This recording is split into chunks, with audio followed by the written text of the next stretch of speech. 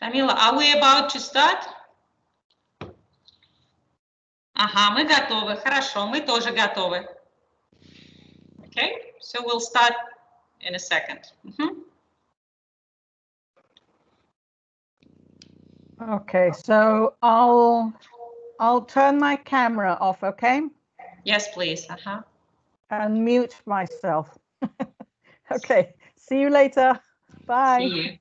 Thank you. Добрый день, уважаемые коллеги, уважаемые участники лингвистического саммита. Меня зовут Садыкова Гульнара Васильевна.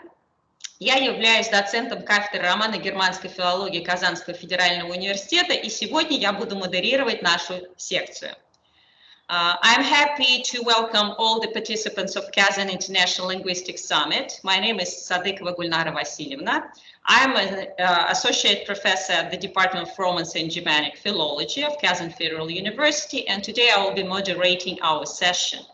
And our session is devoted to journals, to three prominent journals that whose editors-in-chief we invited specifically for giving some information about the journals and sharing new information for anyone who are ready to work with us. Сегодня мы будем с вами знакомиться с журналами, с тремя замечательными журналами лингвистическими, которые достаточно большой вклад вносят в лингвистику. И мы сможем узнать из первых рук о том, что можно прочитать в этих журналах, какие тренды есть в этих журналах.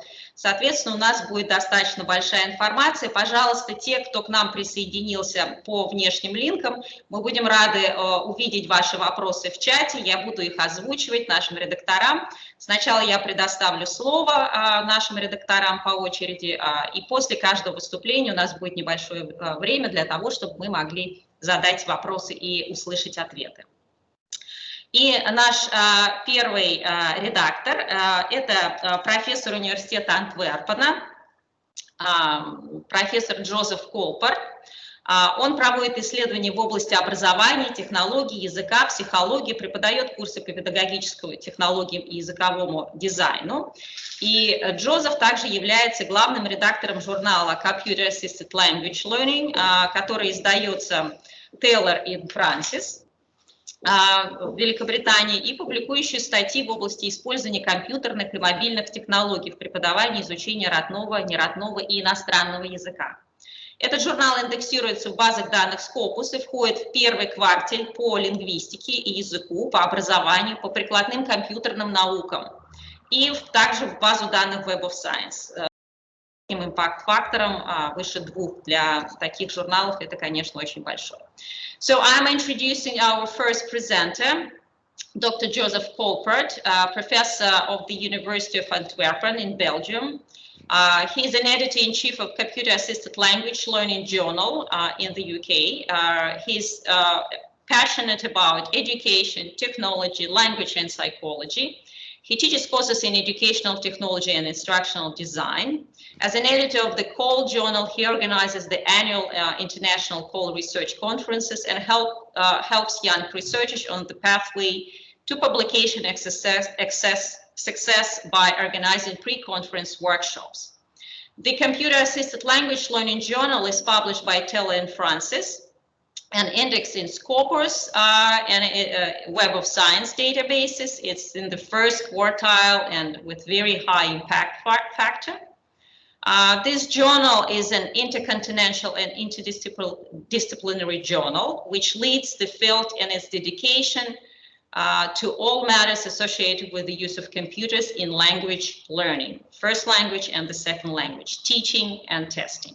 So I'm giving the floor to Joseph Colpart. Please welcome. Thank you so much for the invitation. I would say that it summarizes, you have just summarized very well my position and the journal. I'm glad and honored to be invited, I would say here in Russia. I would have preferred coming over and meeting you all, not only for this session, but also for my session on Friday, where I will present a new model for natural language decoding. Now, it's my pleasure as well to present the KILS journal, Computer Assisted Language Learning, and also speak about, I think that must be interesting for you from an interdisciplinary point of view, to discuss some of the popular research topics, some of the less popular research topics, and what we think as researchers in the field of computer-assisted language learning of what should happen in the field.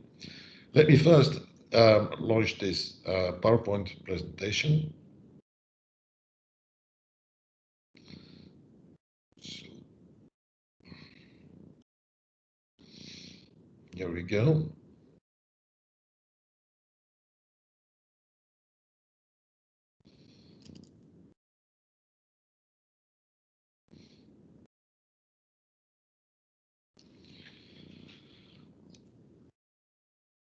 All right. So this is the title of my presentation, Towards a Transdisciplinary Approach, How do Applied Linguistics and Related Disciplines Interact in Computer-Assisted Language Learning? So I thought it would be very interesting not only to talk about the journal and how to get published in Computer-Assisted Language Learning, but also about the major problem we have to deal with, and that is the multidisciplinarity of what we are doing. Now, these are the topics I would like to briefly touch today, very quickly. You see the link to the journal bottom of the screen. I received the PowerPoint slides of this presentation. Now, the KILS journal exists since 1990, so that means that we celebrate our 30th birthday as a journal. Due to the coronavirus crisis, we haven't found the opportunity to celebrate this anniversary yet. But let's say that we have gone from Swets and Seitlinger with Keith Cameron as first editor at Exeter University. Then I took over in 2002, and we went from 3 issues per year to 8 issues per year now, and still overwhelmed by the huge number of submissions to the journal. As far as our ranking is concerned, indeed, we are quite happy with the fact that the impact factor is increasing, and our ranking also in the linguistics categories and the educational categories make us quite satisfied. But ranking is not everything. Ranking is one thing, but that's not a goal on itself. There are more important things in life, and one of these aspects is to be well connected to our colleagues in the field. So the other KILS-related journals are Language Learning and Technology, Recall, Calico Journal System, JALT KIL, ALSIC, Your Call Review, KIL EJ, and IG KILS. Now, just to show that we are collaborating, we have just created an international network of editors in KIL so that we can exchange our common views and help each other with the challenges that we encounter in our daily job. Coming back to the KILS journal, the article downloads, the figures for the article downloads for 2019 are, as you can see, Asia, Europe, USA, Australasia, Americas, and Africa. So you see there's room for improvement. I would like to work on Africa, South America, and so on. But you see that this journal covers or tries to cover the entire world. So as we say in our scope and aims page, we try to be intercontinental. Now, if you look more closely at the countries, and also in terms of submissions to the journal in 2019, and that is not 2020, the bar 2020, because those are very partial numbers, of course, because it's the result of April somewhere in 2020. So just look at the third blue bar for every country, and then you will see that China, Iran, Taiwan, Hong Kong, I would never say in China that Taiwan and Hong Kong are different countries. They would be very upset about this. Saudi Arabia, Turkey, Spain, United Kingdom, India. I'm very happy with that. And of course, we have already a couple of some submissions from Russia, and I would certainly like to see that number increasing, and I have the impression that that will increase as well. Now, on the scope page, which I already mentioned, we said something. This is the text that I should update sometime. It said we lead the field. That's not, of course, not true. We all lead the field. All colleagues, all editors in KAL. We don't want to be the first or the best. I don't believe in this meritocratic approach. That everything should be competition. No, we should just try to support our colleagues and language teachers worldwide. So we accept, we say that we accept articles that deal with topics such as research methodologies, language learning and teaching methods, etc., up to social cultural context and the learning management system. That's well said. We will have to update that page because the current most popular research topics are the following in random order. We have a very popular topic at this time, which is automated writing evaluation. There's corrective feedback, language anxiety, machine translation, the glosses, annotation and comments, vocabulary and grammar, collocations, idioms and expressions, learner analytics, or blended learning, flipped classrooms and TPAC, data-driven learning or data-based research, open educational resources and open data, intelligent systems in terms of personalization and contextualization. Pronunciation training is also a very popular topic. And this very traditionally, the 4 skills, reading, writing, listening, and speaking, still get enough attention. Motivation is an important one, and then technologies such as mobile apps, MOOCs, and chat is very popular. Videos and movies, and finally, evaluation, testing, and assessment. Now, I would like to make a more thorough analysis of what are these research topics, preferred research topics for the moment. Unfortunately, I as a quantitative linguist, as a former quantitative linguist, I guess it was in the year 80 that I made already frequency lists with on punch cards, and I'm still obsessed with the idea that if I could simply make an analysis based on frequency lists of all the articles submitted to the KAL journal and adding to that some routines of sentiment analysis and semantic web networks, that I could analyze more accurately what are the most interesting or most popular research topics, and certainly which are the linguistic ones, because this is very interesting. That we deal both with technological, educational, linguistic, psychological aspects. I'll come back to that topic later. So if that is correct, it's more subjective evaluation of the topics. But I know what I'm missing in the journal. And I would say that some topics are amenable to stimulation. That's politely said, that I would like to see more articles on the following topics, which are instructional design, systems design, the technology-enhanced language learning, teaching and testing process, psychology and motivation, the task-based approach, TBLT, computational linguistics, the learning environment as ecology, and smart KAL, which will be the theme of our conference next year in Tokyo, if the crisis is over by that time. Now, what is our problem? As I said, not only with the journal, with all the journals in the field, and this should be interesting to you as linguists and applied linguists, is that we are being confronted with so many disciplines, with so many fields, that we every day, on a daily basis, we have to ask ourselves, what is the place of computer-assisted language learning? What is it exactly? Is it a discipline? Is it a field? What we know is that we have to deal with linguistics, technology, pedagogy, psychology, design, research, and so many others. And in between, you see so many models, theoretical models, design models, etc., frameworks, guidelines, theories we should know.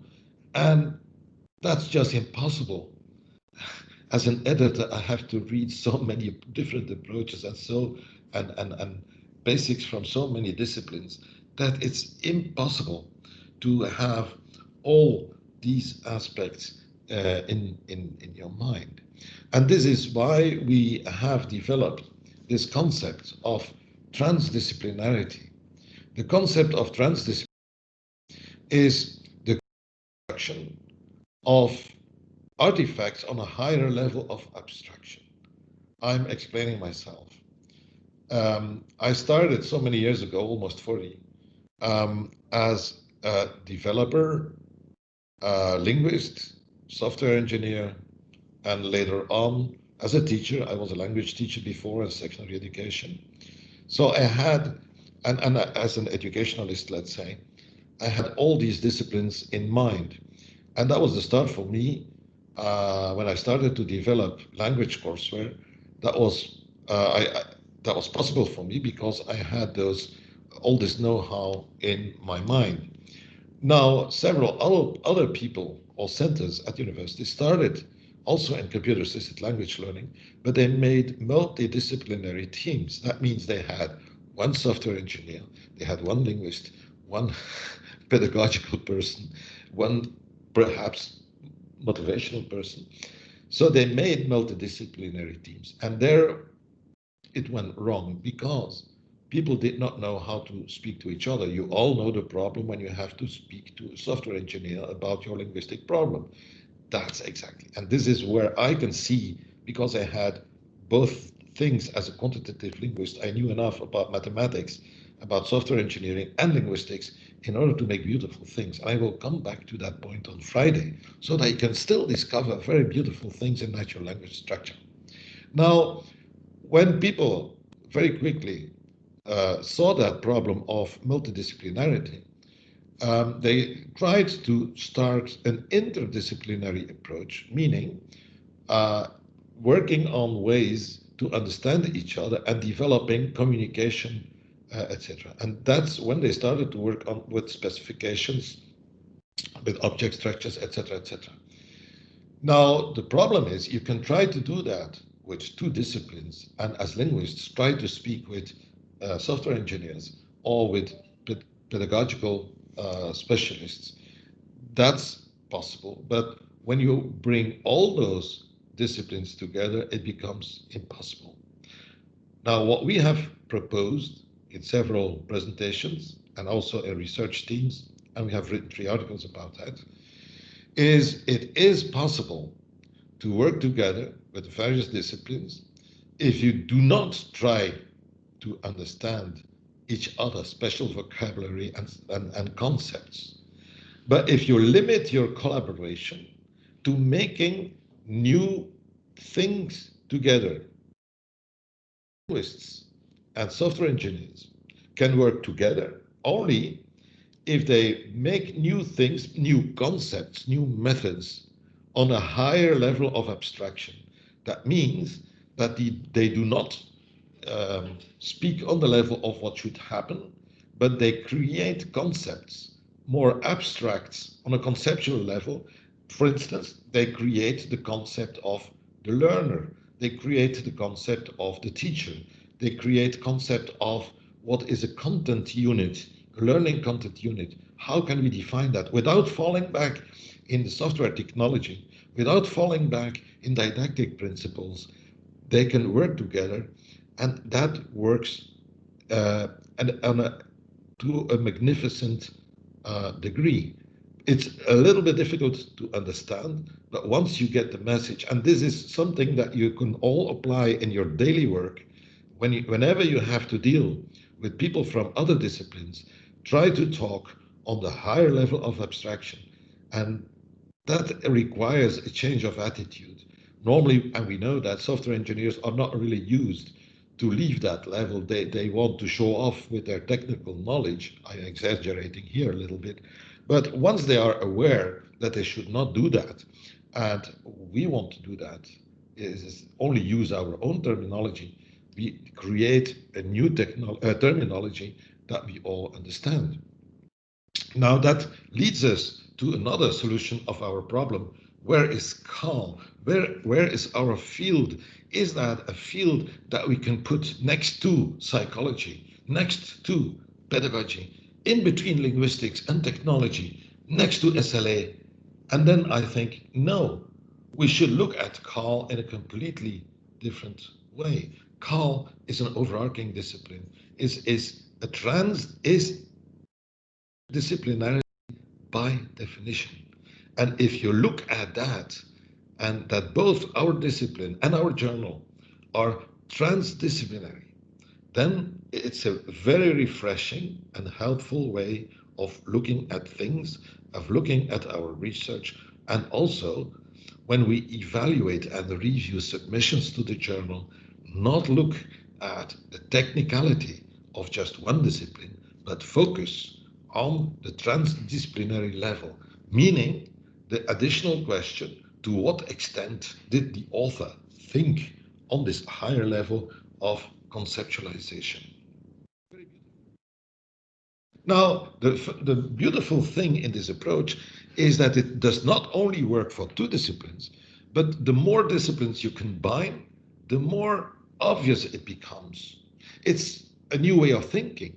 It's a boundary transcending activity between disciplines, but also between actors involved. So it's not only for communicating between disciplines, but as the term was initially used, especially for bridging the gaps between actors involved, learners, teachers, practitioners, etc. So we broaden the term. We have written 3 articles on this topic.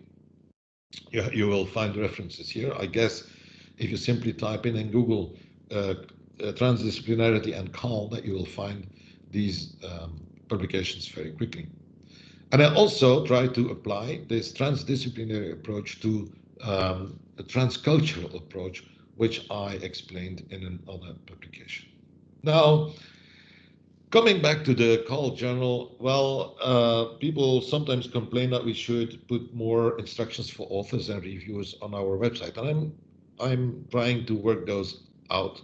This is why recently on Twitter and Facebook and LinkedIn, I put some suggestions and do's and don'ts, which provoked some beautiful and enthusiastic reaction. So I think I will continue in doing so. I've just written and published an editorial. You see the reference at the bottom of this slide. How virtual is your research? And this is kind of the summary of my, let's say, editorship since 2002, and a kind of a summary of what I can tell authors who want to submit to the journal. Let's look at those more closely. In red, you see the don'ts. It's like saying how virtual is your research. Virtual in the sense of not real. Do not start with sentences such as the current pandemic has changed the way we live, work, teach, and learn. Do not explain the basics of language education in your introduction, because our readership are advanced researchers in KAL. Avoid using pervasive and persuasive terms such as blended learning, flipped classrooms, digital natives, 21st century skills, except if you define them in an accurate way. Avoid mentioning perfunctory names such as Vygotsky and models such as TPAC, except, etc. Same argument. And do not focus more on other aspects than on the technology-mediated language learning, teaching, and testing process. Now, this list of don'ts, I could simply add 23. But to finish, I think this slide might be more helpful. The question is, as an editor, as I have to decide whether or not to forward submissions to reviewers. And as we have this huge backlog, I have to be very strict on that. So I need to find clear criteria for upfront rejection on the basis of which quality criteria. And now there's a role for the reviewers who can, you should evaluate the articles on a number of criteria. But then I say, I have summarized 5 criteria for knowing if a research article is genuine or not. And that is, first of all, show there is a clear need for your research topic in society education and international call community. Give the evidence. Show some kind of personal identification. This is a strange aspect, because normally we would say as scholars, you should not show any subjective personal approach. This is what I say. I prefer publications by authors who are fascinated by a research topic over bleak and sterile articles written under pressure. Show your competence, show you know the call field as literature, because in many articles there are no references to the call journals I have just referred to. And this is very strange. So if there are no references, and almost more than 50% of submitted articles, there are no references to call-related journals. That's a reason for immediate rejection. You should know the call field. You should know that you know the call field. Show that you know the call field. Show relatedness. Show that you build on relevant findings in education in general and in call in particular. Show how you connect with colleagues through articles, but also through conferences, professional network associations. And show autonomy. Show originality in your problem statement, rationale, methodology, and analysis. Only add co-authors if you describe accurately their actual contribution, and find less traveled approaches and rare references. This is what I like. When an article ticks those boxes and I can check them and say, yes, that's it, then I know I have a good article. That's my experience. That's my lifetime experience. And there I see in my role is to support and encourage young authors to continue in that direction. Now, last slide, 1 minute. Our journal organizes conferences, and we now planning our 21st edition of the conference with the team Smart Call at Waseda University, Tokyo, hopefully in July next year. And the 22nd edition, Transdisciplinary Call, will take place at the University of Bogota in Colombia in 2002. So this is what I wanted to say today. Next is for Friday at 10 about the natural language decoding. I thank you for your attention, and I'm now willing to answer some questions. Okay. Thank you very much, Joseph. So as you said, there will be more presentation, one more presentation on Friday morning, so on the plenary talk. And Joseph promised that there will be very interesting topics, so we'd be happy to see everyone on Friday as well. So are there any questions from the audience who are here with us as participants? Anyone? Some specific questions? One, I don't know whether you can hear me. Yeah, Marina Ivanna? I don't, yeah. Go on, please. Mm-hmm. Yes, Yes. Well, my name is Marina Solnoshkina. Thank you very much.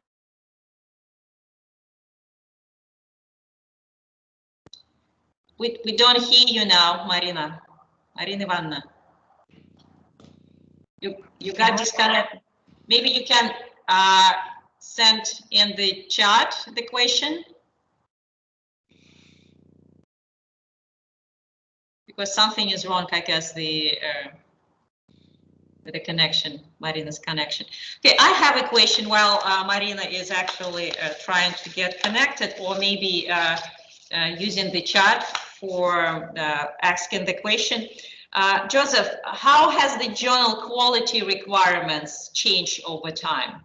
Were there any specific well, of course, there are specific requirements for any journal, but do you see that there are some trends in changing qualitative than quantitative, or quantitative over qualitative studies? Maybe some specific requirements that were added? Anything? Well, certainly in general terms, the research methodology has improved.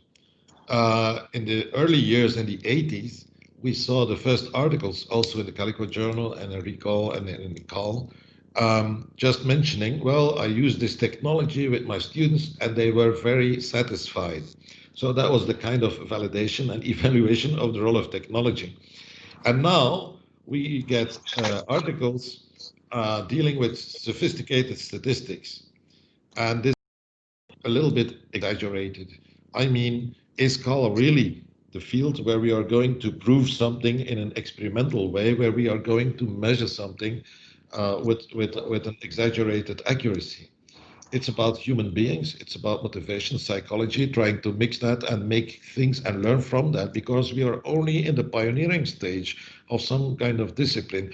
What is the theories we can build upon is very little. So in terms of quality requirements, okay, now we can say we expect a decent research methodology. That means that you have a good rationale, that you have a good research method, but you can go broad with that. Design in our field is research, which is not mentioned in the Bible of research methods in education by Mannion and Cohen. In our case, just designing an app is also reflecting on the design process, is a research method. What I say is that even if the research method is perfect, even if you have textbook research method, then even then you can have bleak and sterile article. We expect more in terms of quality, and this is the relevance to the field.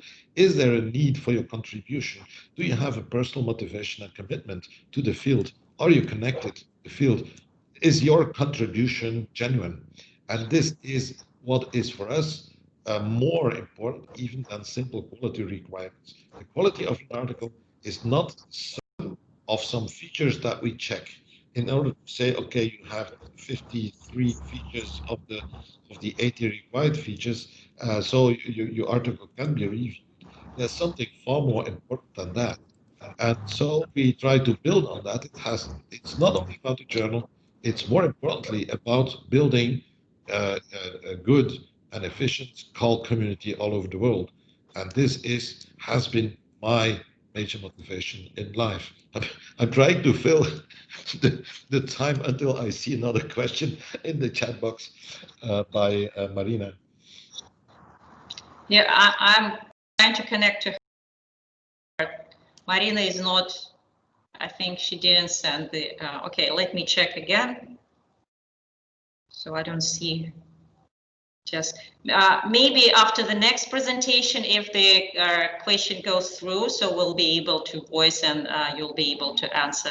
Okay? Okay. So thank you so much. I think it's a good idea, of course, for people who are able to join the conferences that you organize and actually go and see what other people are doing. Myself, I find conferences like that are very inspiring and best professional development. So, and thank you very much for that. Okay, and now we're inviting the second presenter, and our second presenter is Анна Санз. Анна является руководителем научно-исследовательской группы «КАМИЛь» по компьютерному изучению языков. Она профессор Политехнического университета Валенсии в Испании, является действующим президентом Всемирной ассоциации компьютерного обучения языкам WorldCall, а также бывшим президентом Европейской ассоциации компьютерного обучения Еврокол. Анна является заместителем редактора одного из самых крупных также журналов в этой области, Recall, под названием. Это журнал Ассоциации Еврокол, и журнал ориентируется на прикладную лингвистику, корпусную лингвистику, цифровую педагогику, цифровую литературу и так далее. Это один из лучших журналов, также в области лингвистики входит в первый квартиль по лингвистике и языку, по образованию, прикладным компьютерным наукам. So Anna is a professor of English at the University Politécnica de Valencia in Spain. She is a current WorldCall, World Organization for Computer-Assisted Language Learning, and also the former president of Eurocall, the European Association. She is an associate professor of Recall, the Journal of European Association for Computer-Assisted Language Learning, which focuses on applied linguistics, corpus linguistics, digital pedagogy, digital literacy, computer-mediated communication, second language acquisition, and so on. The journal is indexed in Scopus database, and it is in the first quartile in linguistics and language education and computer science. application. So welcome, Anna, please. We'll be happy to hear you. Thank you very much. Can you hear me properly? Yes, we can. Okay, yes. Fine. Well, first of all, I'd like to say that I'm delighted to join you all here, and I thank you very much for the invitation. As a Recall associate editor, my thanks go from the whole of the Recall Journal team to the conference organizers for having given us this opportunity to participate in this conference. Like my colleague Joseph, I too would have preferred to be there in person, because obviously Russia is a place that I adore. I've never been there, so it would have been a wonderful opportunity. Yeah. Next time you should be live here, face to face, of course. So I hope to get the opportunity. I hope that a conference one day takes me to Russia. That would be lovely. Okay, so I'll share my screen and start going through my slides. Let me see. I hope I get this right. Yes, can you all see my screen? Okay, fine. So let me see. I'm working with two screens, so I sometimes get confused. Okay, so I'll start. See. Just a moment, please. Yes. Okay. So now I know where I have to click. Okay, so I am here as associate editor of the Recall Journal. Recall is the journal of the European Association for Computer-Assisted Language Learning, and it seeks to fulfill the stated aims of Eurocall as a whole, of the association. First of all, to encourage the use of technology for the learning and teaching of languages and cultures, and the promotion and dissemination of innovative research and practice in areas relating to CALL, which include applied linguistics, corpus linguistics, digital pedagogies, digital literacies, computer-mediated communication, learning analytics, second language acquisition, and educational science. The journal publishes research articles that report on empirical studies, quantitative, qualitative, or mixed methods. It provides rigorous articles that provide rigorous meta-analysis or other syntheses or surveys, or that contribute to theoretical, epistemological, or methodological debates. Typical topics for submissions include foreign and second language learning and development of technology-enhanced learning environments. Also, theoretical debate and practical applications at developmental stage, evaluative studies of the potential of technological advances, delivery and enactment of language learning activities. And also, submissions include discussions of policy and strategy at institutional and discipline levels. Now, the Recall team is composed of, as you can see in this screen, the editor Alex Bolton from the University of Lorraine in France, a team of 5 associate editors, David Barr, Pascual Perez Paredes, Cornelia Tishold, and Shauna White, and our journal administrator, Sylvie Tausen, and as well as 25 editorial board members. So these are the people that all together have a very specific role within the team, and that in fact, together with the people, the researchers who submit articles, make up the whole of the journal. And also, we have to remember that it's published by Cambridge University Press. We publish 3 issues at the moment. We have published 32 volumes of the journal, and we have an impact factor of 1.842. Okay, and it's ranked, it's in the first quartile, as Gulnara said, and ranked number 31 in out of 187 journals in the linguistics field.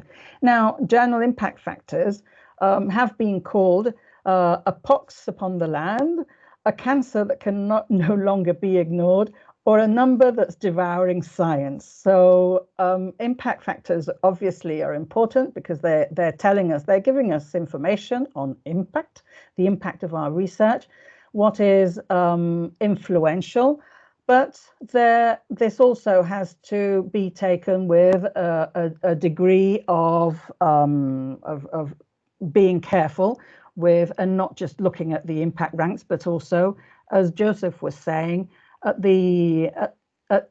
how the field is evolving and how an author, the author actually gets involved in the research and is passionate about what they're doing. Okay, so that's also very, very important for us. Here we have, as you can see, the how the impact factor is calculated. You can see from this slide that I've given you the impact factor in the area of linguistics from 2015 to 2019. So you can see that it does fluctuate a lot from year to year. So it's also something that's why it's, you know, it's not static. It's not something that we that will also be the same. So we have to be also wary about these numbers. In terms of issues, as I mentioned, we publish 3 issues a year. Here you can see the amount of articles that are published that were published in 2020 for the most recent volume that has been published. And on average, 6 articles per issue. Okay, and here we can see, I've included this slide, more or less when the submissions take place. Now you can see that they throughout the year, we can't really say that there is a peak moment, although as you can see the line in red, which identifies the year 2019, 2020, there is a peak in the March, April, May period. Okay, but that may be because of other reasons. By country, also, we have a spread of submissions coming from all over the world. Here we can see that Iran, China, United States, Spain, United Kingdom are in the first places, but the spread covers all 5 continents. So it's really quite a wonderful spread. Regarding acceptance rate, which is something that we always get asked about, the acceptance rate is more or less around a 28%. Okay, so which means that obviously that there's around a 72% rejection rate. Here we have the exact figures for the years 2019 and 2020. Okay, and here we have the pie where you can see the numbers. Now, when talking of acceptance and rejection rates, well, we all know that everyone gets rejected at some point or other. Those of us who are researchers, we have to live with the fact that at some point we will be rejected. And at Recall, we think that, and fortunately, because this is something that is going to make us improve, it's something that we're going to learn from, and it should not be seen as something negative. It's part of our career. This is what we do. Researchers are on a constant path of improvement and being reviewed by specialists in the area must make us grateful for the work that they're doing. So when we do get rejected, well, what do? We should, in my opinion, try to get our article, our paper, up to standards. We should learn from our reviewers' comments, and we also have to learn to be critical with ourselves, okay? Because in research, of course, when we write up a paper, everything is improvable. We know that everything in life can always be improved, if not just slightly. In RICL, we also like to encourage not just more experienced researchers to review for us, but also younger researchers, precisely because being a researcher is also a way to learn about the field that we're researching on, okay? There's also recognition for the reviews that are taken place. Well, it can be obviously added onto your curriculum vitae, but also through automatic systems like Publons, which is now becoming very popular, and that automatically integrates the reviews that you have taken part in. It's also, as I was saying, it's a learning experience. Being a reviewer is like being on the other side of the fence. So if you want to do your research, but it's also very good to be a reviewer yourself to see how that part of the process works, and to learn by reading articles, by being critical with those articles, being constructive with your criticism, and only then can one realize that when you receive that feedback from the reviewer of the article that you have written, then you can understand that in fact what that reviewer is doing is trying to help you improve your work. So it's a learning experience, and we have to take into account that it's a service to the community. We do this out of love for our area. In our case, we do it for love for computer-assisted language learning. I think Joseph will agree with me on this, because being a reviewer, well, it's an unpaid task, as are all the other tasks and roles that I mentioned in the journal. In our 2020 issue, we had a total of 162 researchers reviewing the papers published in that journal, okay, in that volume, a total of 17 papers. So that gives you a good idea of the number of reviewers that we need to get on board in order to do this task. Reviewers are not alone. They get help from the journal team. They're given guidelines and a template to follow. Okay, so it's not, you're not alone also when you're reviewing for a journal. When we receive a paper submitted to RICL, first of all, the editor, Alex Bolton, will do a number of checks before he actually sends the papers to one of the associate editors. So he'll look for, as you can see at the top part of the slide, previous submissions by the author, the length to see the person has followed the guidelines, a plagiarism check, and so forth. And a number of items, the title, the abstract, the scope, to see that it follows the requirements of the journal. And then the may decide to desk reject the paper, or another thing that we do here in RICL is, because EURICAL, which is the association, the parent association for the journal, EURICAL also has another journal which is called the EURICAL Review, which is published completely online. So sometimes we redirect some of the papers that we receive to recall to this other journal, and in a moment I'll explain why. So the associate editor can also desk reject or send it out to revision, where we have 3 reviewers for every paper that is submitted, and it is double-blind reviewed. Okay, so after that, once the review process takes place, the associate editor will make a decision based on the 3 reviewers' comments and decide how to proceed. Either reject, as you can see there, send, redirect to the Oracle review, make major modifications, minor modifications, or accept the paper.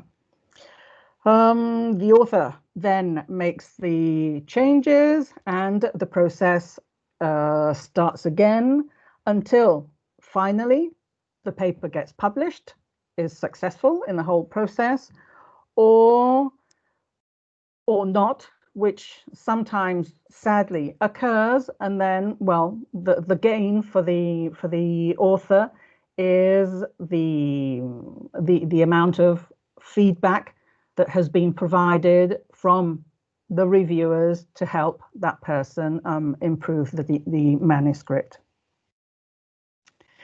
As I was saying, we have also the Oracle Review, which publishes research articles, but also research and development, and very importantly, reflective practice articles, papers, and ongoing projects. So it's not a question of quality, lowering the quality of the submissions, but covering the appropriate scope. Sometimes papers are submitted to recall, which are in fact more appropriate for the scope of the Oracle Review and more appropriate for the readership of this journal. So this also sometimes happens.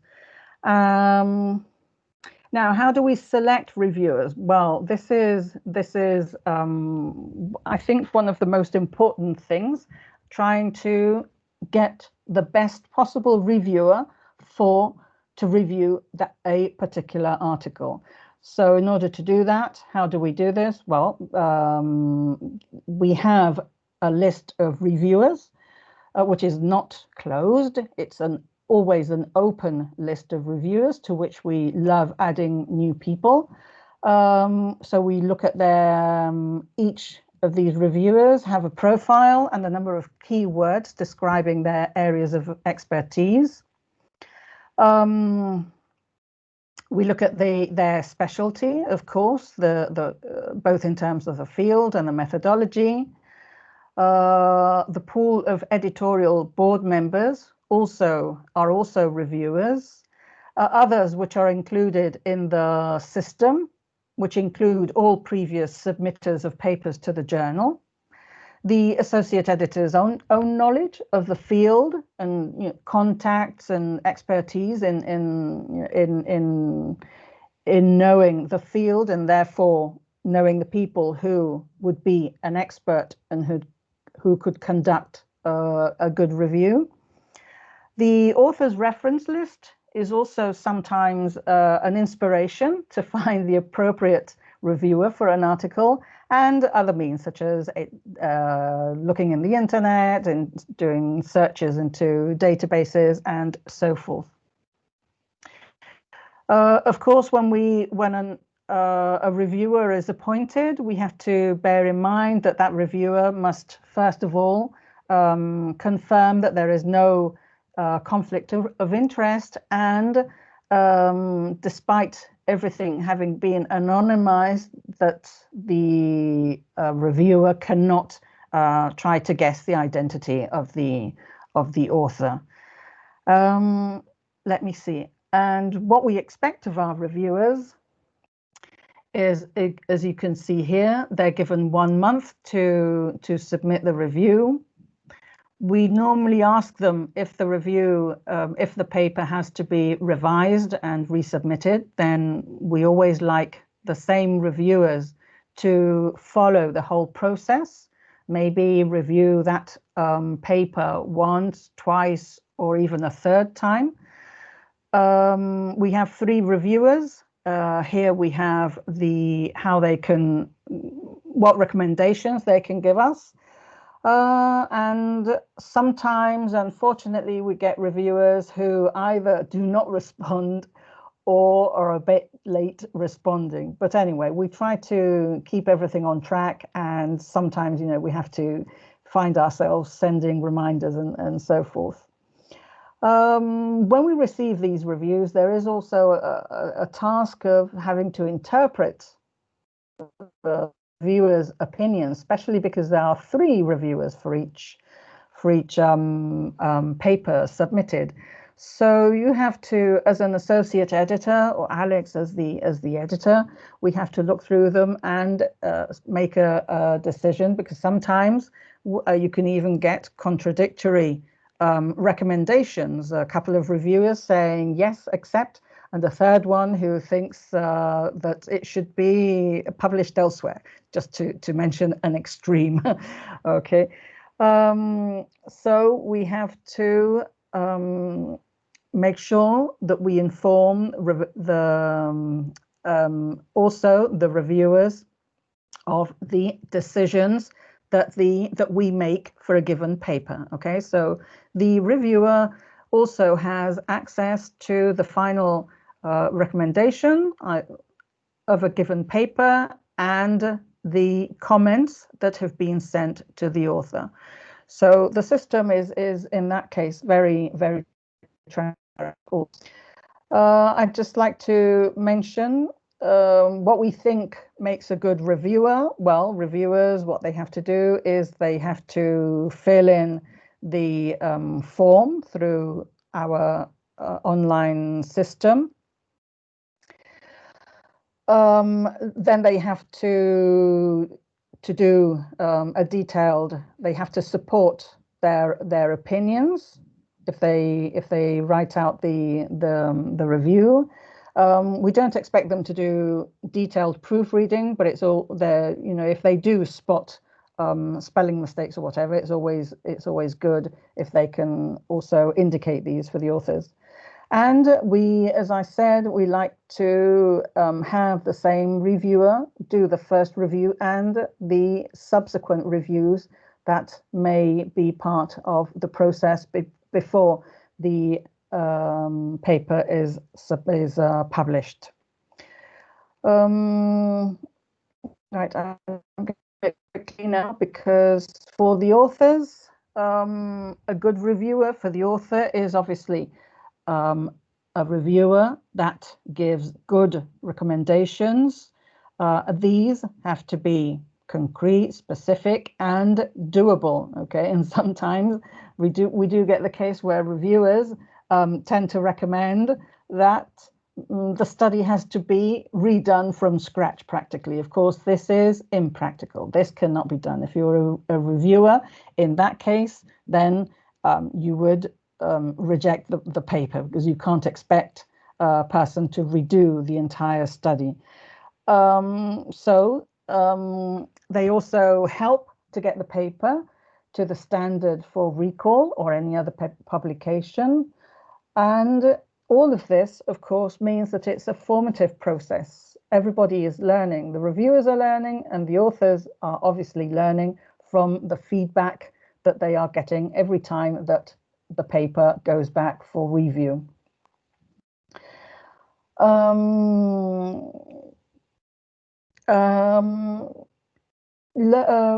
Authors also learn from, as I said, from feedback, but also authors, we always ask them, reviewers, we always ask them to recognize the merits of the paper. So it's not just a question of being negative. No, I don't think this paper is up to scratch and should be published, but also to recognize the merits of the paper, okay, to be encouraging, and so that the author can start off from a positive note and then try to improve anything that has been included in the feedback. Okay, so and then of course, once the paper comes back to the author is expected to submit a revised version with the following elements: a cover letter, explicitly addressing all of the issues that have been pointed out by the reviewers. If you don't agree with a reviewer's opinion as an author, that's okay too. You can explain this. And also we expect the authors to include a form, or at least in the revised text, to specify via comments or highlighting exactly what has been changed, what has been amended in response to the reviewer's comments. Okay, so to make this known, so that the second time that the text is sent to the reviewers, they can see how their comments have been addressed and so forth. And well, in our opinion, if a paper has been rejected, then it's been rejected, but that doesn't mean that that paper can be reworked on and sent for publication again. It's true, we all know, institutional pressure to publish. The number of papers being submitted and published continues to grow. This is also something that Joseph mentioned in the call journal too. So I think it's true of our field. Our field is increasing. More and more people are doing research in the various areas that can form our field. And going back to the reviewers, this of course means if publications increase, then the number of reviewers that we need to get on board is also larger. And I'd like to point out that peer reviewing, in my view, is absolutely crucial. Because of the mentoring aspect for less experienced researchers and authors, and also because of that filtering factor that we mentioned, in order for us to obtain the highest possible quality, to maintain the scientific standards of the field. This is our field, computer-assisted language learning. So we also have a very important role there to ensure that the standards maintained and increase as time goes by. So just to summarize, as you can see, I've been focusing primarily on the role of reviewers. So to ensure, as I said, rigorous standards, the integrity of the journal, to provide written and unbiased feedback, to rate the quality of the work, because there is also a scale, it has to be rated, to prevent ethical breaches, and to reciprocate in professional courtesy. Why? Because we ourselves, as researchers in this field, well, one day we're the author, the next day we're a reviewer, and we may end up being an editor one of these days. So we have to, and the more we learn about the entire publication process in a particular field, I think the better for everybody. So with this, I'll conclude. Thank you very much. Okay, thank you very much, Anna. We're having several questions, and first of all, I would go back to Joseph and ask the questions that Marina wasn't able to ask. Marina is a professor at our university, and she works in the field of complexity of text comprehension of Russian textbooks. And I know that they're using some equipments, some programs related to that. So do you think this topic, so she asked, do you think this kind of topic could be interesting for the journal, for Call Journal, or for Recall actually? So both journals would be, I guess, appropriate. Absolutely. I have been working as a quantitative linguist on routines myself for determining difficulty levels, reading indexes for authentic text and textbook materials. Now, there were recently some articles submitted to the KILS journal, I remember, dealing with text difficulty. Now, the focus of the journal is, as I said, the technology-mediated language learning and teaching process. So if you focus only on the routine for determining difficulty degrees, that's more for a linguistics journal. But you can write about the importance of using these tools and routines for implementing them in an efficient language learning app or in an efficient language learning environment. So this is an example of how computational linguistics and KAL can interact very effectively. But only thing before submitting, and I guess same thing for recall to our journal, is focus on the language learning and teaching process, not only on the computational routine. It's like just the same with technology, with articles on some kind of app or a technology. I recently had an article simply on Duolingo. So is that possible? Yes, if you focus on research on the language learning and teaching process. Mm-hmm. Okay, actually about topics, so my question, general question, I think some other people might be interested. Is it actually appropriate for a potential author to write to an editor-in-chief or editor and ask whether this particular topic would be appropriate for the journal? Is it okay to do that, or because it takes so much time to actually prepare the article, to use all this formatting and the style, and many people are just very frustrated when they prepared everything and then it's rejected, desk rejected or rejected later on. So is it appropriate to ask in advance, or it is not appropriate? We try to encourage authors to do so, at least in our journal. I think Alex does the same, and the associate editors of Recall, in the way that we think we do not lose time in answering these questions. On the contrary, we would lose more time. We have to reject and revise, etc., etc. And most of these questions are very precise and very relevant. So it does not take, in my view, too much time of my time. Perhaps one or two authors per day, that's not too much. Just to say, yes, I think it's relevant or not. What we ask is simply a title or a short abstract, so that takes 3 seconds for us to say yes or no. I see. Okay, so it's fine then. Great. Okay.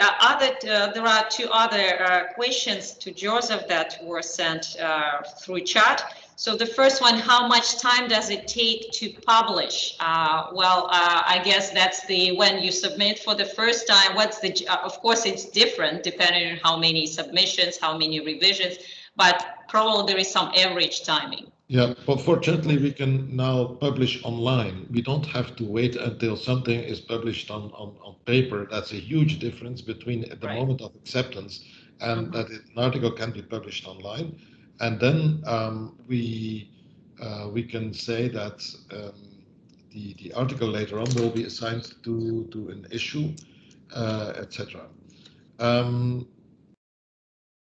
Is my mic still on? Yes. For about, half a year to, 2 months. So how, it all depends, of course, it all depends on the quality of the article. Right. I mean, an article can be published, the quickest one, I guess, in the KILS journal was something like 3 months. The longest ones may take 2 years. Now, we have some journals apply different technique or method and say we only allow 2 review rounds, which limits the review time, of course. In our case, we go up to 4 or 5 review rounds sometimes, just as we say, to promise that we encourage authors to do so. But and I guess it's the same for all depends on the quality of the journal and also the speed of the authors themselves. Sometimes authors inquire, how long will it take until my article is published? And they take themselves 2 months for revising an article.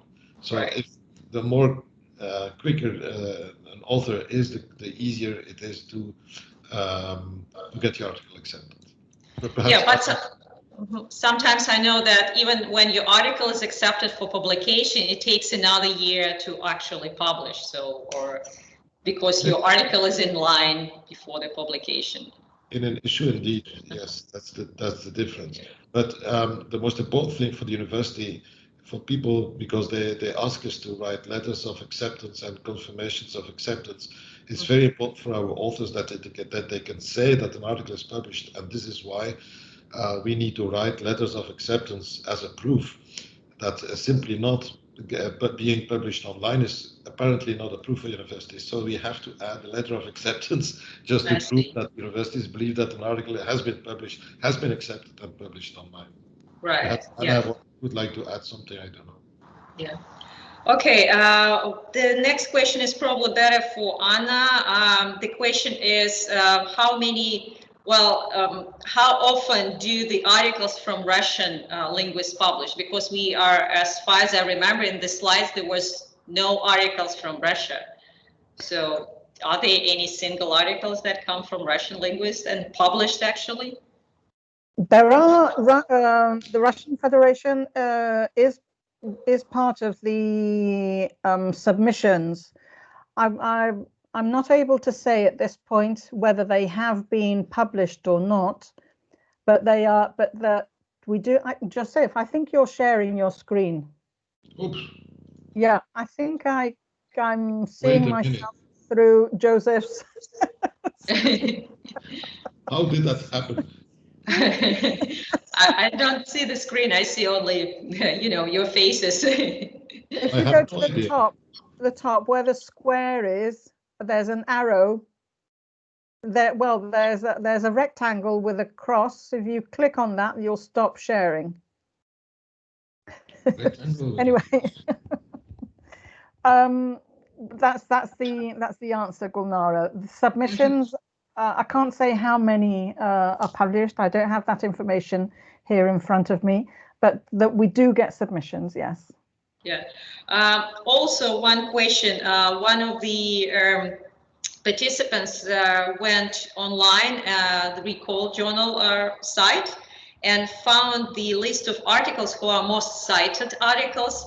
How do you track these most cited articles? And maybe you have some ideas what topics are most cited actually? What articles with which topic are most cited? Yes, it's the citations are calculated automatically by the system. Okay. It's all automatically done, and there is a tendency. Maybe it's not always the case, but there is a tendency to the very highly cited articles are those that have a broad scope. But that's obvious because the broader the scope of the paper, then it can be of more interest to a larger readership. Yes. The narrower the scope of the research included, of course, will attract a smaller readership because there are probably less people researching into that topic. But this is just an impression. I don't have numbers to be able to prove this at the moment. I agree with you. So it's probably like that. Like literature review articles focusing on specific topic or general topic, they're really popular, I think. Okay, not to be very much behind of the time, so I would like to give the floor to our third presenter, to Елена Львовна Березович. Елена Львовна, доктор филологических наук, профессор, член-корреспондент Российской академии наук, заведующий кафедрой русского языка, общего языкознания и речевой коммуникации Уральского федерального университета, ведущий научный сотрудник Института русского языка имени Виноградова Российской академии наук Москва, также является руководителем учебно-научного комплекса русской ономастики и информационного центра русской диалектологии. Елена Львовна, главный редактор журнала «Вопросы ономастики», освещающий теоретические проблемы и актуальные вопросы ономастики, вопросы методов ономастических исследований, ономастической лексикографии, источниковедения, исторической ономастики и так далее. Этот журнал также индексируется в базе данных Scopus и входит во второй кварталь по лингвистике и в третий по коммуникации. Елена Львовна является членом президиума комиссии по этнолингвистике при Международном комитете славистов, членом комиссии по диалектологии и ономастике. Елена Березович is a doctor of philology, professor, corresponding member of the Russian Academy of Sciences, professor, head of the Department of Russian Language, General Linguistic and Speech Communication of the Ural Federal University, leading researcher at the Vinogradov Russian Language Institute in Moscow, Russian Academy of Science, and head of the Educational Research Complex, Russian Onomastician and Russian Dialectology. She is also an editor-in-chief of the journal Вопросы ономастики, which covers theoretical and topical problems of the onomastics, aspects and methods of onomastic research, onomastic lexicography, source studies, historical onomastic, etc. The journal is also indexed in Scopus database, and it's in the second quartile in linguistics and language, and in the third quartile in communication. So please welcome Елена. I'm giving the floor. Елена Львовна, пожалуйста, ваше выступление. Большое спасибо. Слышно меня? Да, хорошо слышно. Большое спасибо, дорогие коллеги, за то, что вот получила возможность участвовать в разговоре о журналах. Это очень важно. Сейчас, ну вот, я немножко поверну, так сказать, проблематику, потому что мне хочется говорить не столько о своем журнале, хотя я о нем, конечно, скажу немножко, сколько о проблемах организации журнального дела в области лингвистики, если мы сейчас говорим о высокорейтинговых журналах. И доклад мой называется, значит, «Узкопрофильный журнал и проблема организации научного пространства». Значит, вот сайт нашего журнала. Я ссылаю всех к этому сайту, чтобы не делать презентацию, которая отвлекает от проблем. Ну вот, собственно, журнал «Вопросы ономастики». Вот спрашивают, значит, есть ли английская трансляция? Английской трансляции нет, но сайт... ну сейчас, наверное, бесполезно, что я отвечаю, да? Но сайт у нас на русском и на английском, так что информацию о журнале там можно получить на обоих языках. Значит, журнал входит не только индексируется не только в базе данных Scopus, где у него действительно вторая квартиль, но еще и в базу данных Web of Science.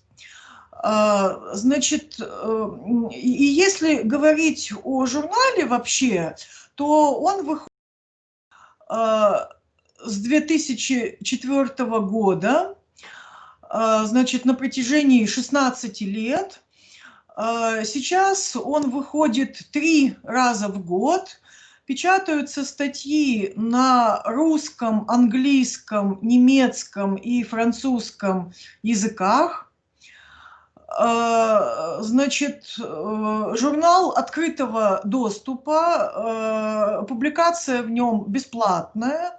Это значит, что все номера тут же выкладываются на сайт журнала. Вот я прислала ссылочку. Значит, и как уже сказала, он на 2 языках, так сказать, сайт этот существует. Там описана и публикационная этика, и разные другие вопросы. Значит, теперь вот, сказав в самых общих деталях о том, что представляет собой журнал, я перехожу к, собственно, проблемам своего, значит, выступления. Что такое узкопрофильный журнал? И должны ли вообще по лингвистике сейчас существовать узкопрофильные журналы, когда все обуревают мысли о том, где же опубликоваться, чтобы мы, значит, не потеряли свою работу, чтобы были избраны по конкурсу и так далее, и так далее. Значит, узкопрофильный журнал, казалось бы, не очень в тренде вот этой задачи, значит, обеспечить как можно более широкое поле для публикации, потому что узкопрофильный журнал перетягивает, так скажем, одеяло на определенную, достаточно узкую область языкознания. К 2004 году, когда журнал появился, эта область языкознания в нашей стране, ну, была в известной мере в упадке и в застое. В каком смысле? Я, конечно, не хочу повернуть дело так, будто бы пришел наш журнал, и вот эта вот упавшая область языкознания вдруг встала, но в определенном смысле какая-то доля правды в этом есть. Почему, значит, создание узкопрофильного вот этого журнала было очень важно, да, и почему он заполнил необходимую лакуну, хотя, еще раз повторяю, создание такого журнала в известной мере парадоксально, потому что у нас мало журналов по лингвистике, и вот какая-то там узкая ономастика оттягивает на себя журнал, так сказать, который входит вот в Web of Science и Scopus. Дело вот в чем. Вот я тут, так сказать, немножечко экскурс в историю. Значит, Уральский университет на протяжении многих лет, с 1962 года, издавал сборники с одноименным названием «Вопросы ономастики». Это была, в общем, знаменитая серия, где печатались, естественно, ученые из разных университетов, преимущественно России. То есть серия была не международной, хотя, ну, там, так сказать, разные республики Советского Союза тогда были представлены. Было очень важно, почему этот журнал, так сказать, издавался в Уральском университете, было очень важно то, что у нас был, ну, в общем-то и есть, я надеюсь, крупнейший ономастический центр, который, значит, был связан с непосредственной полевой деятельностью. Вот в следующем году, в 2021, исполнится 60 лет работы нашей ономастической экспедиции, в первую очередь топонимической, которая за эти годы объездила огромные пространства Урала, Русского Севера, Западной Сибири, Верхнего Поволжья и так далее, собирая в первую очередь данные топонимии самого большого разряда ономастики, а также других, значит, разрядов, там и антропонимии, и космонимии, и астронимии, зоонимии, хрононимии и так далее. Вот. И вот эта полевая работа, конечно, нуждалась в теоретическом осмыслении. Экспедиция за 60 лет бесперебойной работы стала, ну, несомненно, крупнейшей в Европе. И, в общем, честно говоря, я подозреваю, что и в мире у нас 4 миллиона единиц хранения именно ономастических материалов. И, конечно, вот осмысление этого в каком-то то есть в каком-то теоретическом ключе и в лексикографическом ключе, и вообще просто ввод этого материала в научный оборот был необходим. Значит, это, с одной стороны, почему вот мы, так сказать, занялись вот этой узкопрофильной темой. Мы ею занялись не одни. Журнал выходит и выходил, и был организован с помощью наших дорогих коллег. Это Институт русского языка имени Виноградова, значит, Российской академии наук. Именно авторитет этого института, это ведущий наш институт по лингвистике, один из ведущих мировых институтов такого профиля. Вот этот авторитет позволил, в общем, провинциальному в каком-то смысле городу, так сказать, стать городом, который издает вот такой вот журнал. Значит, единственный в нашей стране и один из немногих, конечно, в мире, вот именно в этой области. Значит, и понимаете, какая тоже вот парадоксальная вещь. Ономастика – это область, которая, с одной стороны, покрывает большее количество языковых фактов, ну, лексических фактов, чем, например, нарицательная лексика, да? Но вместе с тем эта область действительно оставалась до вот недавнего времени малоизучаемой. Ономастика знала свои подъемы. Был великий подъем в 60-е годы, например, 20 века, когда в области ономастики, а понятно, что это дисциплина, существовавшая вообще с античной древности, да, вот в области ономастики работали такие великие исследователи, но я сейчас только про отечественных скажу, хотя и мировые тренды такие были, как, скажем, Владимир Николаевич Топоров, Олег Николаевич Трубачев и так далее. И было понятно, что имя собственное позволяет увидеть очень многие процессы и номинативные, и когнитивные, и историко-лингвистические, да, и лингвогенетические и так далее.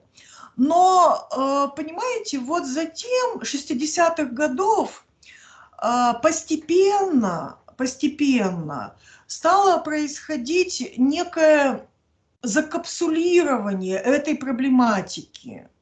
Несмотря на то, что работ по ономастике писалось очень много, поскольку, да, и, значит, росло количество сфер, которые изучались, ну, вот сфер имен собственных, да, поскольку, в общем, по большому счету, ономасты имели хоть и древнейшую теорию семантики имени собственного, но не разработанную, да, и казалось, что ономастика – это некая периферия, потому что она изучает в известной мере единичные и даже, ну, можно сказать, случайные вещи, да, то вот поэтому ономастика стала постепенно, к сожалению, после вот этого великого подъема в 60-е, 70-е годы, она стала уходить на задний план, так сказать. Я хорошо помню, когда сама начинала, так сказать, заниматься где-то, значит, в конце 80-х и в 90-е годы, когда мы приезжали на крупные международные какие-то лингвистические форумы, нас выделяли в секцию ономастики, и мы в этой секции сидели втроем, четвером, и читали друг другу доклады, которые для соседних секций выглядели экзотично. Ну, там доклад о кличках быков в колхозе таком-то, о переименовании улиц в каком-нибудь городе, там, о названиях кинофильмов Одесской киностудии. Это все казалось собранным достаточно случайно. Вот. Поэтому, несмотря на огромные накопленные такие вот эмпирические ономастические запасы, несмотря на то, что, так сказать, роль ономастики в изучении общеязыковых тенденций для всех была несомненна, да, вот область, повторяю, была периферийной. Великое дело, так сказать, сделали вот организаторы журнала, которые поняли, это, значит, наш первый главный редактор, член-корреспондент Российской академии наук Александр Стинович Матвеев, к сожалению, вот ушедший 10 лет назад.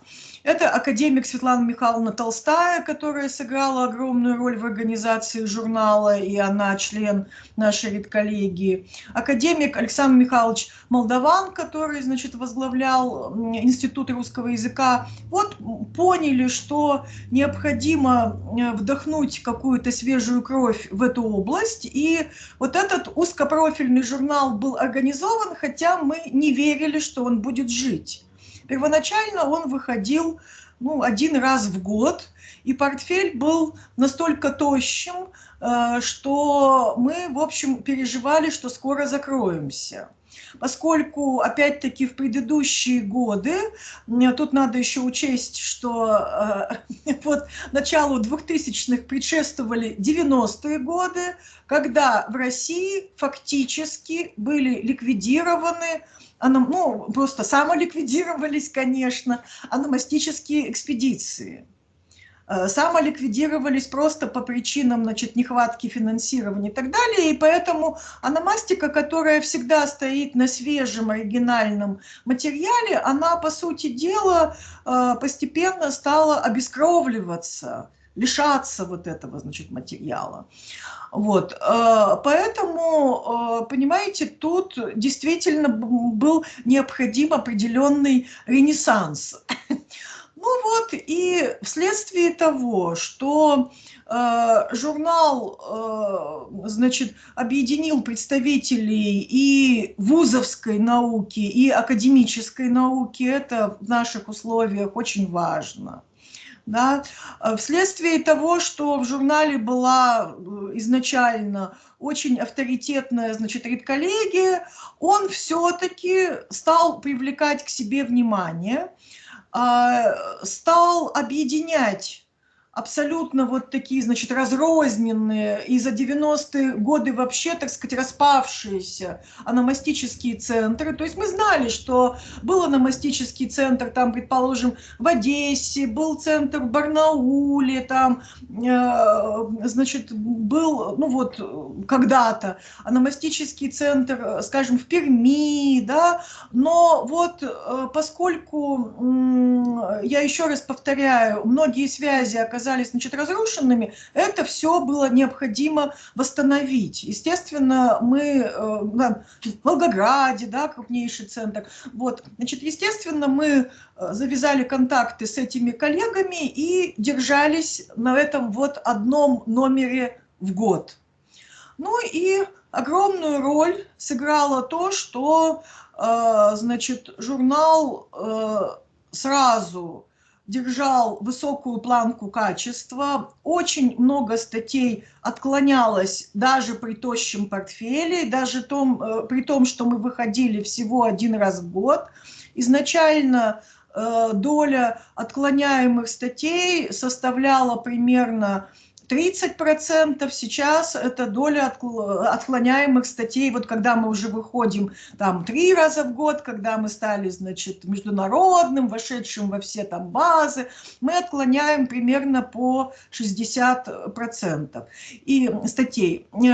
Значит, нужно сказать, что вот журнал с таким узким профилем может все-таки быть одним из факторов организации научного пространства, безусловно, не только будучи журналом.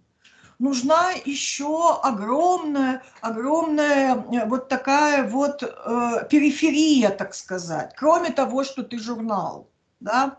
Нужно проводить международные конференции, поддерживающие журнальные публикации и конференции, которые, конечно, позволяют выпускать специализированные номера журнала. Вот то, что мы сделали, предположим, там в прошлом году и до этого делали. Мы проводим международные конференции, которые, значит, называются «Ономастика, этнолингвистика, этимология». Выпускаем соответствующие сборники, и, конечно, докладчики на этих конференциях, значит, участвуют в работе журнала, присылают свои статьи.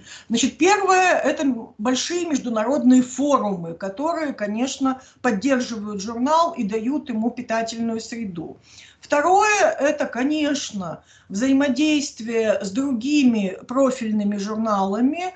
Мы, безусловно, контактируем с журналом «Акта Ономастика» в Чехии, «Ономастика» в Польше, там, с немецкими журналами и так далее. Мы обмениваемся своими журналами вот по этому профилю, и, соответственно, естественно, авторы понимают, каков круг вот журналов, где можно публиковаться. Третий момент, который для нас очень существен, это, конечно, связь с международными комиссиями. Скажем, ну вот точнее, Гульнара Васильевна сказала, что, значит, я там вхожу в комиссию по ономастике при Международном комитете славистов. Конечно же, значит, не только я, но и другие члены нашей, так сказать, редколлегии входят в эту комиссию, и поэтому члены комиссии, конечно, широко, вот, так сказать, получают эту информацию. Вот к тому времени, как был журнал создан, скажем, у нас, как я уже сказала несколько раз, ономастика была вообще, говоря на таком просторечии, в загоне. А, например, польские коллеги ономастически работали крайне активно. Поэтому взаимодействие с польскими коллегами, с немецкими коллегами, безусловно, было для нас очень важно. И вот такой вот обмен авторами.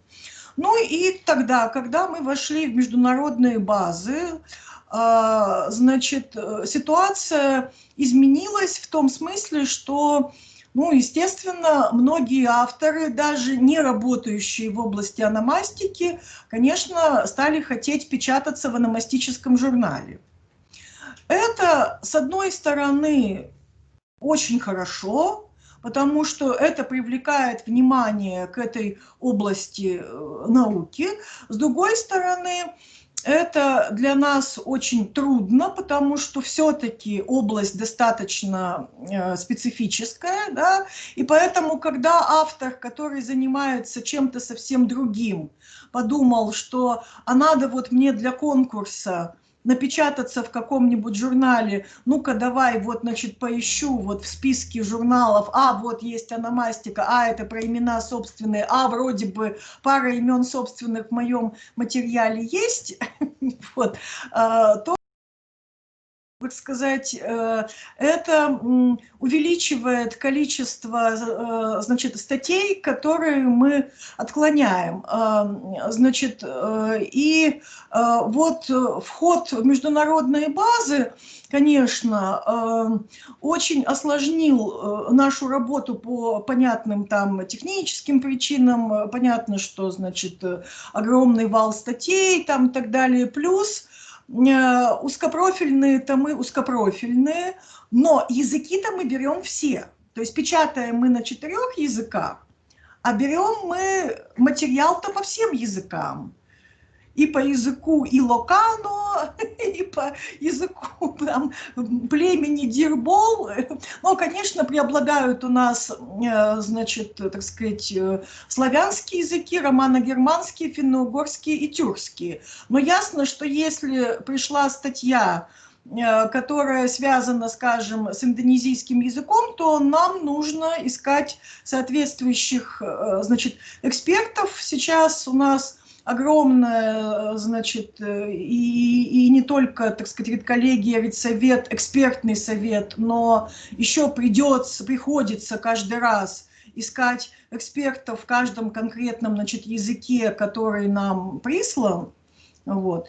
И это крайне затрудняет нашу деятельность. Тем не менее, мы считаем, что это крайне важно, потому что действительно вот факт организации научного пространства в известной мере произошел.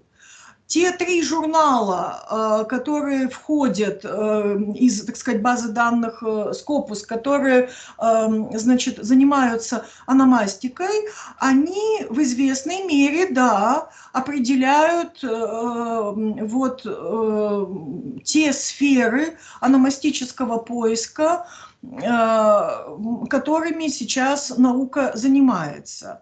И вот тут уже, так сказать, заканчивая, потому что время истекает, я хочу сказать об одной очень сложной проблеме. Такой, знаете, и научно-организационного, и этического свойства, но проблема вообще, я считаю, важнейшая.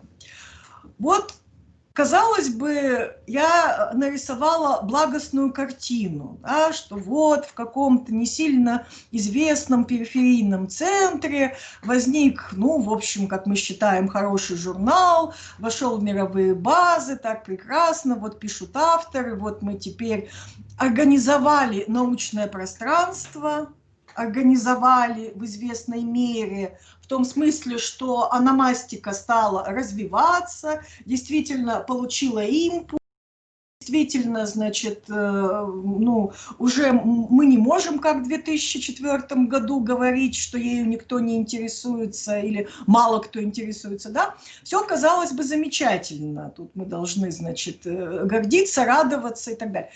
Но вы понимаете, ты ведь каждый раз должен бояться, вот ты должен бояться, что ты, когда стал, значит, вот редактором такого журнала, ты сосредоточил в своих руках власть определенную, значит, не только в своей, так сказать, редколлегии, которой надо с умом, так сказать, распорядиться. С умом в каком смысле?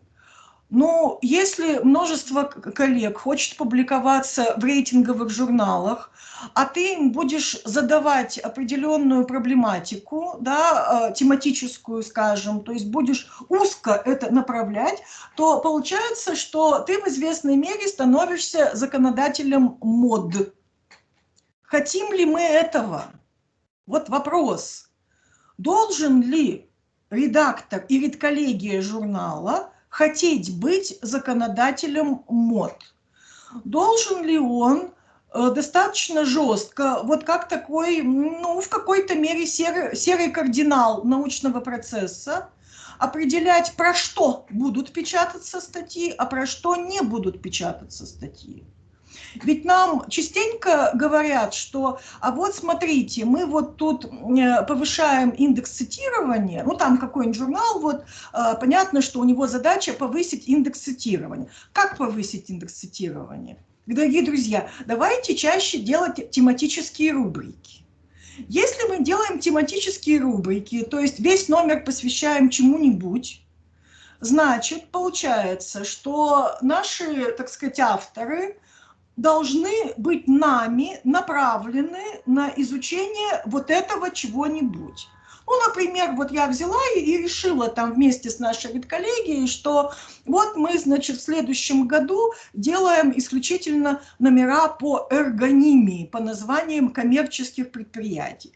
Значит, все, кто хотят заниматься, все, кто хотят опубликоваться в высокорейтинговых журналах, все бросились, значит, изучать названия коммерческих предприятий. А те, кто в это время имеют открытие в области ономастической этимологии, мы их отодвигаем в сторону. Да? Почему мне выгодно так сделать?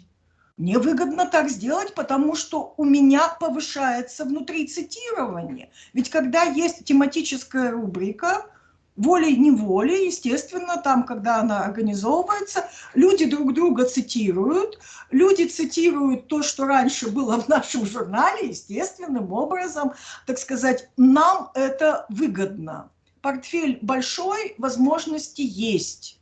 Но я считаю все-таки при всем этом, при всех этих обстоятельствах, что тут в жизни научного сообщества должны включаться механизмы саморегуляции и механизмы ответственности перед наукой вообще в широком смысле.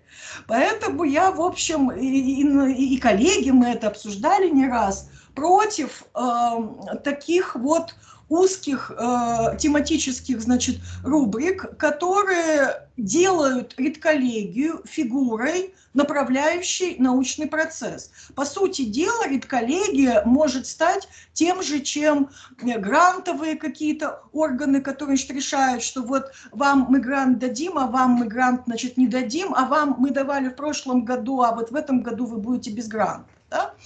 Вот. И это, в общем, фактор волюнтаристский и негативный. Поэтому я полагаю, и наша редколлегия тоже полагает, что, коль скоро мы журнал, значит, узкопрофильный, но позволивший многие процессы в языке посмотреть через призму собственных имен, мы не будем ограничивать тематически нашу проблематику. Мы в каких-то редких случаях делаем эти рубрики, но делаем их, ну, когда у нас там собираются 2-3 статьи, там, или 4 статьи, может быть, из 12, значит, обычно в номере 12 статей, да, мы это делаем, но ни в коем случае мы не считаем, что должны направлять тематически научный процесс. Не должны. Мы можем, так сказать, лоббировать свою науку, поскольку наука наша имеет действительно большое значение для понимания природы языка, да? Но мы не можем, значит, лоббировать тематику лингвистических исследований. Вот, поэтому я, естественно, приглашаю коллег, которые чем бы ни занимались в области ономастики, печататься в нашем журнале. Значит, печатание статьи, я, так сказать, предвижу вопрос, если вот кто-то хочет к нам податься, то мы, так сказать, приглашаем, занимает примерно сейчас год-полтора. Скажу я в заключении. Большое спасибо за внимание. Большое спасибо.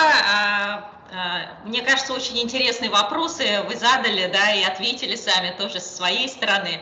Хорошо, что у нас такой получился двойной взгляд и западный взгляд. Наши коллеги из Бельгии, из Испании смогли представить его, и вот наш российский взгляд на ту же самую проблему, и совершенно другой, конечно, аспект вы уже выбрали.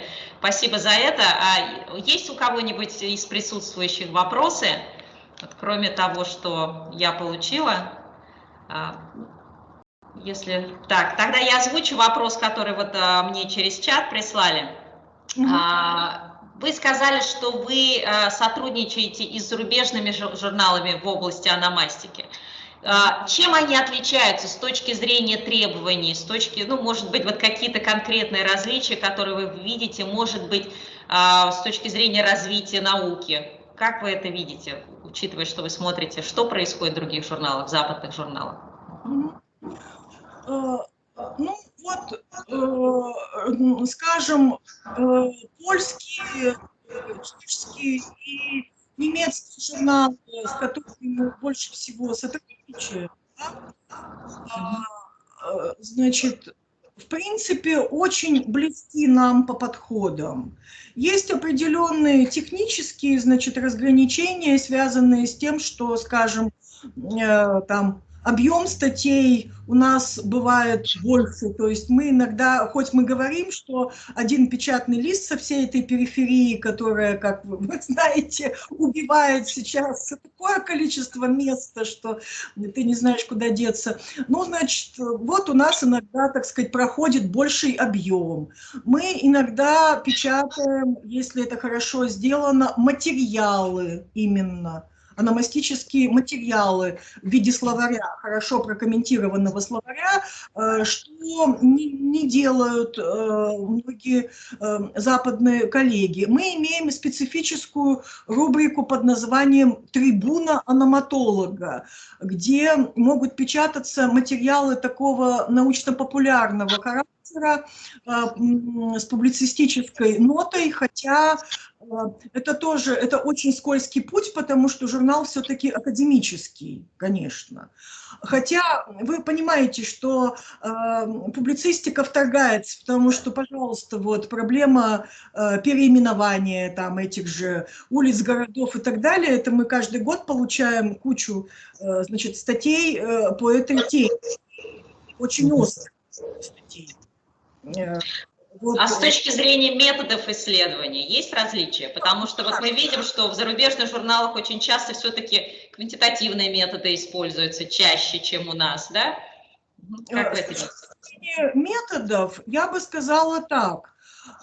Поскольку так исторически сложилось, и это все равно, понимаете, свою печать какую-то, значит, накладывает, что мы занимались всегда преимущественно историко-лингвистическими исследованиями, этимологическими исследованиями, да, значит, историко-лексикологическими, лингвогенетическими, да, реальными исследованиями, да, то у нас, конечно, преобладают статьи диахронической направленности, статьи по этимологии, контактологии и так далее. Скажем, польский журнал «Ономастика» сейчас очень много публикует материалов в области современной коммерческой ономастики. Мы это тоже делаем, публикуем. Но я бы не сказала, что у нас этого много. То есть есть своя специфика. Да, у нас, конечно, такая специфика есть, безусловно. Хорошо. Спасибо большое. Есть еще вопросы? Огромное спасибо. Thank you very much to everyone, those who were present with us, and to our editors-in-chief. We're very thankful and honored to be with such prominent editors. And tomorrow we are going to have 2 more editors in the morning at 9 o'clock. We are going to have 2 editors. Nicholas Tieberger, he's from Australia, and he's the editor-in-chief of the journal Language Documentation and Conservation. And also we are going to have Казанский Николай Николаевич, who will be presenting his journal Индоевропейское языкознание и классическая филология.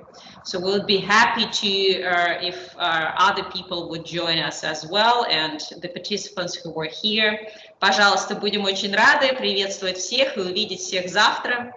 Мы благодарим наших редакторов, было очень приятно всех услышать. И, конечно же, то, что у нас был вот этот взгляд и западный, и наш, российский, он, конечно, добавил, я думаю, нам мысли дополнительные. Всегда приятно это услышать и полезно. А завтра мы приглашаем на 2 выступления.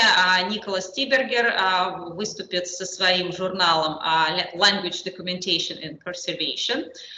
Он у нас из Австралии, хотя журнал американский. И также Казанский Николай Николаевич представит свой журнал «Индоевропейское языкознание и классическая филология». Спасибо всем огромное, спасибо и до свидания. Увидимся завтра. Всего доброго. До свидания, спасибо. Всего доброго.